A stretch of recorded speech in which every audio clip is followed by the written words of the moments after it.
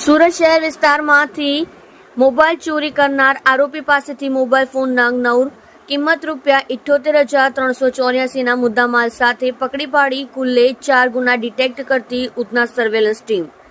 સુરત શહેરમાં ચોરી કરતા ઇસમોને પકડી પાડવા સારું તથા ચોરીના ડિટેક્ટ ગુનાઓ શોધી કાઢવા સારું સુરત શહેર પોલીસ કમિશનર સાહેબ શ્રી તથા ખાસ પોલીસ કમિશનર શ્રી સેક્ટર 1 સાહેબ નાઓની સૂચના મળેલ તથા નાયબ પોલીસ કમિશનર શ્રી ઝોન 2 સાહેબ તથા મદદનીશ police commissioner Shri C division સાહેબ નાઓએ ચોરીઓ કરનાર આરોપીઓને પકડવા સારું જરૂરી માર્ગદર્શન આપેલ।